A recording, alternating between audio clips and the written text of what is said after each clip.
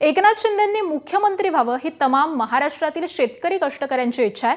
त्यामुळे देवेंद्रजींनी केंद्रात जावं आणि एकनाथ शिंदे यांना संधी द्यावी ही आपल्यासह अनेक आमदारांची मागणी आहे, असं शिवसेनेचे बुलढाण्यातील आमदार संजय गायकवाड यांनी म्हटलंय। ज्याप्रमाणे एकनाथ शिंदेंनी महाराष्ट्र सांभाळला त्याचप्रमाणे त्यांनी तो विकासाकडे नेला। भाजपनं सामंजस्याने यावरती निर्णय घ्यावा असं देखील संजय गायकवाड म्हणाले।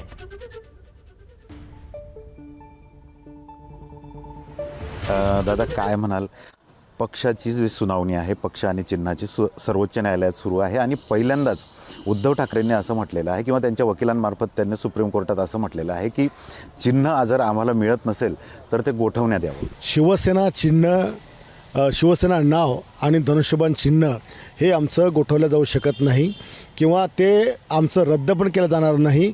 आमच्याकडे त्या काळात असणारे आमदार आणि आमच्याकडे असणारे खासदार ही संख्या पाहता निवडणूक आयोगाने किंवा विधानसभा अध्यक्षांनी जो निर्णय दिलेला आहे तो योग्य निर्णय आहे आणि त्या निर्णयानुसार हे दोन्ही निर्णय आमच्या बाजूने लागतील। एकूण युक्तिवाद किंवा जे काही सध्या वातावरण आहे हे बघून संजय राऊत असं म्हणतायत की नरेंद्र मोदी 17 तारखेनंतर पंतप्रधान राहणार नाही आणि खरं तर त्यांचा हा शेवटचा वाढदिवस आहे पंतप्रधान म्हणून।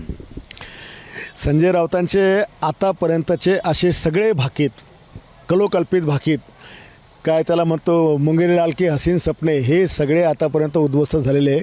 त्याचं एकही भाकीत कधीच खरं ठरलेलं नाही। एकंदरीत जी चर्चा सुरू आहे की देवेंद्र फडणवीस हे केंद्रात जातील आणि एकनाथ शिंदे यांना मुख्यमंत्री करण्याची मागणी आपल्याच पक्षाच्या आमदारांनी सुद्धा केलेली, काय एकनाथ शिंदे साहेब मुख्यमंत्री होतील अलीकडच्या काळात? एकनाथ शिंदे साहेब मुख्यमंत्री व्हावे ही महाराष्ट्रातल्या तमाम कष्टकऱ्यांची, शेतकऱ्यांची, सगळ्यांची इच्छा आहे, परंतु आज तेवढं संख्याबळ नाही आहे आणि म्हणून देवेंद्रजींनी केंद्रात जावं आणि एकनाथ शिंदेंना पुन्हा संधी द्यावी ही माझ्यासह अनेक आमदारांची त्या ठिकाणची मागणी आहे।